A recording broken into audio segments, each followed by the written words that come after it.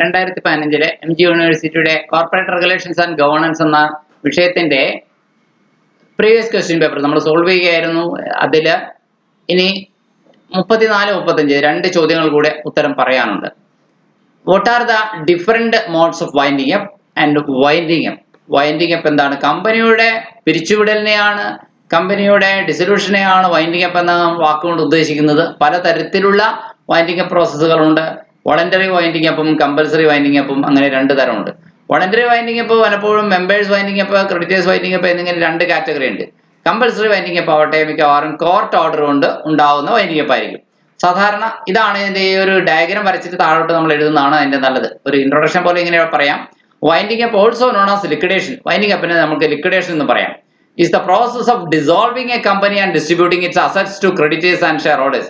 കമ്പനിയെ ഡിസോൾവ് ചെയ്യുകയും അതിന്റെ ആസ്തികൾ അതിന്റെ ആരൊക്കെയാണോ കമ്പനിക്ക് കടം നൽകിയിട്ടുള്ള ആൾക്കാർ അവർക്ക് വിതരണം ചെയ്ത് തീർക്കുക. ആൻഡ് ഷെയർ ഹോൾഡേഴ്സ് ബാക്കിയുള്ളത് ഓഹരി ഉടമകൾക്കും വിതരണം ചെയ്യുക. ഇതാണ് വൈൻഡിങ് അപ്പ് പ്രോസസ്സ് എന്ന് പറയുന്നത്.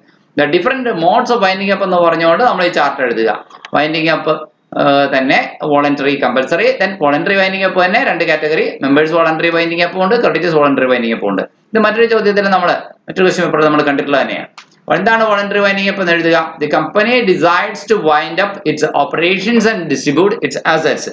കമ്പനി അതിന്റെ ബിസിനസ് പ്രവർത്തനങ്ങൾ നിർത്താനും അതിന്റെ ആസ്തികൾ മറ്റ് കടബാധ്യതയുള്ളതിനും അവർക്കും അതുപോലെ തന്നെ ഓഹരി ഉടമകൾക്ക് വിതരണം ചെയ്യാനും കമ്പനി തീരുമാനിക്കുന്നു. Voluntary winding up is a process where a company is dissolved by its members or shareholders or ചിലപ്പോൾ creditors without court intervention. ഇവിടെ കോടതിയുടെ ഇടപെടലില്ല എന്നാണ് വോളണ്ടറി വൈൻഡിങ് അപ്പിന്റെ പ്രത്യേകത. അതുകൊണ്ടാണ് സ്വമേധയാ വോളണ്ടറി എന്ന വാക്ക് അവിടെ ഉപയോഗിക്കുന്നത്. It is initiated by the company itself. ഇത് കമ്പനി സ്വയം ഇനിഷ്യേറ്റ് ചെയ്യുന്ന വൈൻഡിങ് അപ്പാണ്.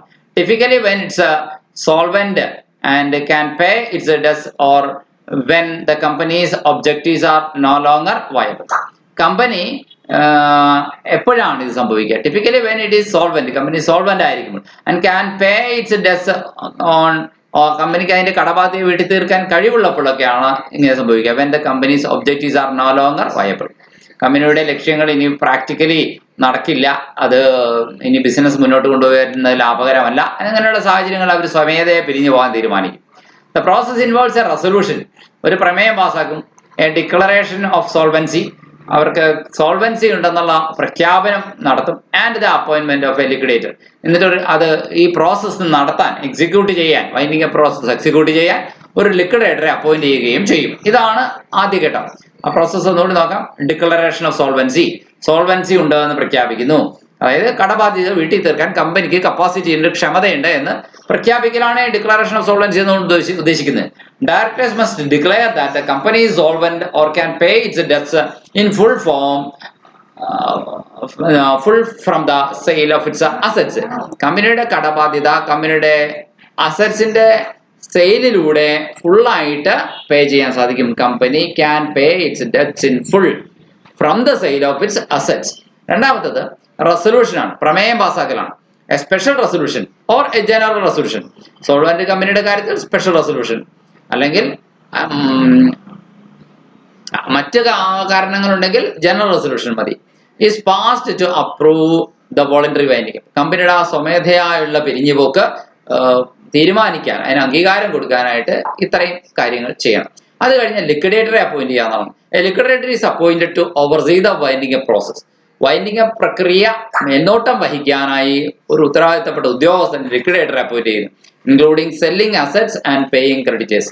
ആസ്തികൾ വിറ്റ് പണം ഉണ്ടാക്കുക, ഒപ്പം തന്നെ കടബാധ്യത വീട്ടിൽ തീർക്കുക, അതിനു വേണ്ടിയിട്ട്. ഇനി അസറ്റ് സെയിലാണ്. The liquidator sells the company's assets and uses the proceeds to pay off creditors. ആ അസറ്റ്സ് വിറ്റിട്ട് അതിന്റെ പ്രൊസീഡ്സ് ക്രെഡിറ്റേഴ്സിന് പേ ഓഫ് ചെയ്യാനായിട്ട് ഉപയോഗിക്കുന്നു. ഇനി മറ്റൊരു പ്രോസസ്സ് എന്ന് പറയുന്നത് ക്രെഡിറ്റേഴ്സ് പേയ്മെന്റ് ആണ്.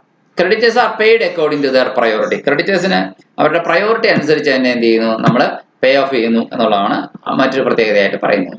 ഇനി ഡിസൊല്യൂഷൻ ആണ്. എന്താണ് ഡിസൊല്യൂഷൻ എന്ന് പറയുന്നത്? Once all debts are paid the company is officially dissolved. എല്ലാ കടങ്ങളും വീട്ടിൽ തീർത്താൽ കമ്പനി ഔദ്യോഗികമായി ഡിസോൾവ് ചെയ്യപ്പെട്ടു എന്ന് തന്നെയാണ് അർത്ഥം. Types of voluntary winding. Voluntary winding പലതരത്തിലുണ്ട്. മെമ്പേഴ്സ് വോളണ്ടറി വൈൻഡിങ് ഉണ്ട്, ക്രെഡിറ്റേഴ്സ് വോളണ്ടറി വൈൻഡിംഗ് അപ്പ് ഉണ്ട്. എപ്പോഴാണ് മെമ്പേഴ്സ് വോളണ്ടറി വൈൻഡിംഗ് അപ്പ് നടത്തുക? It is initiated by shareholders when the company solvent. Company solvent ആയിരിക്കുമ്പോഴാണ് ഷെയർ ഹോൾഡേഴ്സ് തന്നെയാണ് അതിന് മുൻകൈ എടുക്കുന്നത്, ഇനിഷ്യേഷൻ എടുക്കുന്നത്. എപ്പോഴാണ് ക്രെഡിറ്റേഴ്സ് വോളണ്ടറി വൈൻഡിംഗ് അപ്പ് എടുക്കുക? It is initiated by creditors when the company is insolvent. Company insolvent ആയിരിക്കുമ്പോൾ, അതായത് കടം വീട്ടി തീർക്കാനായിട്ട് പറ്റാത്ത സാഹചര്യം വരുമ്പോൾ ക്രെഡിറ്റേഴ്സ് ആണ് അതിന് മുൻകൈ എടുക്കുക. ഇനി മറ്റൊരു കാര്യം നോക്കാനുള്ളത് മെമ്പേഴ്സ് വോളണ്ടറി വൈൻഡിംഗ് അപ്പിനെ കുറിച്ചാണ്. Company is wound up by its shareholders usually when the company is solvent. Creditors voluntary winding up എന്ന് പറയുമ്പോൾ company is wound up by creditors usually when the company is insolvent. ഇനി compulsory winding up എന്ന് പറയുന്ന last ഭാഗം കൂടി പറഞ്ഞാൽ ആ എസ് എ പൂർത്തിയായി. Company is forced to wind up by a court order. ചിലപ്പോൾ ഒരു കോടതി ഉത്തരവ് മുഖേന കമ്പനി വൈൻഡിംഗ് അപ്പ് നടത്താനായിട്ട് നിർബന്ധിതമായേക്കാം. Usually due to insolvency or other serious issues. മിക്കവാറും ഇൻസോൾവൻസി അല്ലെങ്കിൽ മറ്റ് ഗുരുതരമായ വിഷയങ്ങൾ കൊണ്ട്. Compulsory winding up of a company means, ഒരു കമ്പനിയുടെ കമ്പൽസറി വൈൻഡിംഗ് അപ്പ് എന്നോട് അർത്ഥമാക്കുന്ന company is dissolved by a court order. ഒരു കമ്പനി കോർട്ട് ഓർഡറിലൂടെ ഡിസോൾവ് ചെയ്യുക. Often due to its inability to pay ഡെബ്റ്റ്സ്.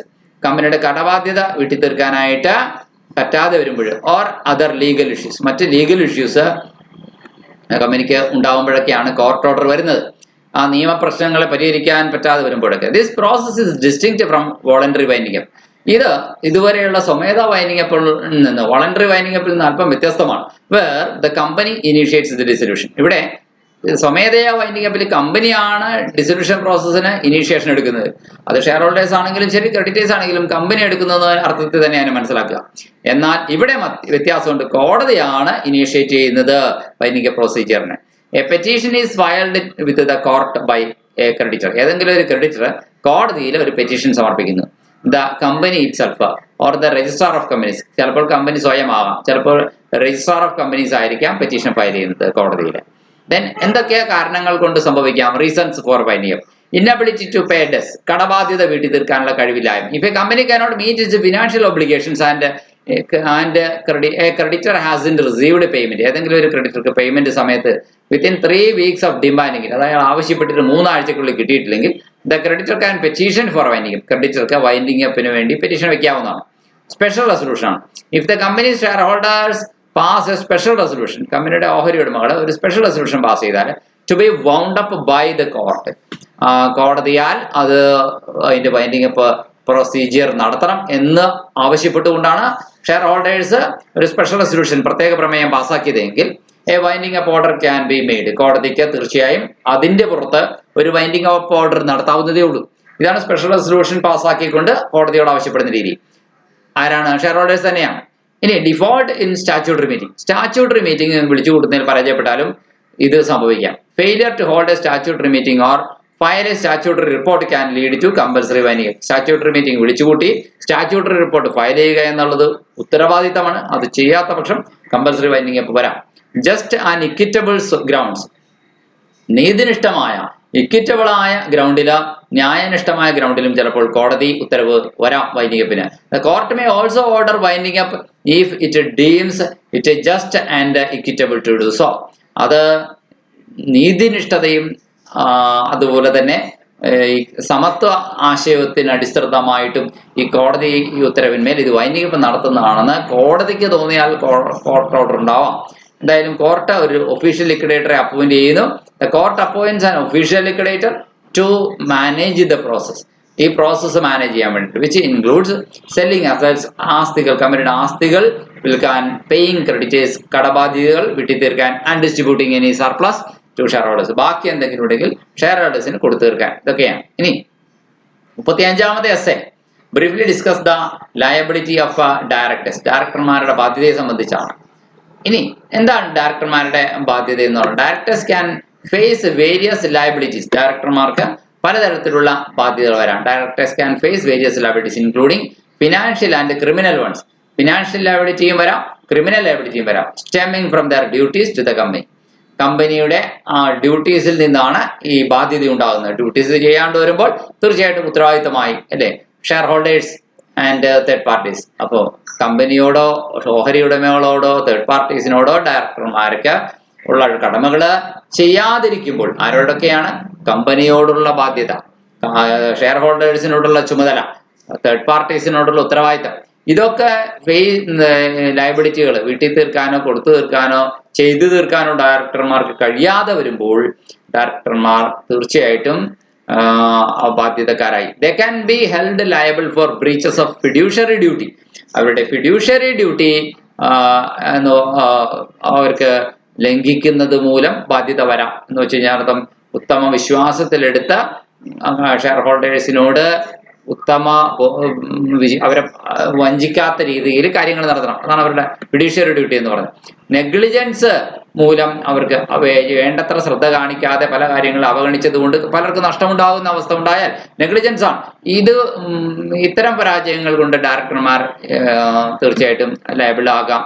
Or for acting beyond the company's powers. കമ്പനിയുടെ അധികാര സീമയ്ക്ക് അപ്പുറത്തേക്ക് എന്തെങ്കിലും പ്രവർത്തിച്ചാൽ, അതാണ് ഡോക്ട്രൈൻ ഓഫ് അൾട്രാ വയസ് എന്ന രീതിയിൽ നമ്മൾ പഠിച്ചത്. കമ്പനിയുടെ മെമ്മോറണ്ടത്തിൽ പറയുന്ന ഒബ്ജക്റ്റ് ക്ലോസിൽ പറഞ്ഞിരിക്കുന്നതിന് അപ്പുറത്തേക്ക് എന്തെങ്കിലും കാര്യം ചെയ്താൽ അത് അൾട്രാ വയസ് ആണ്.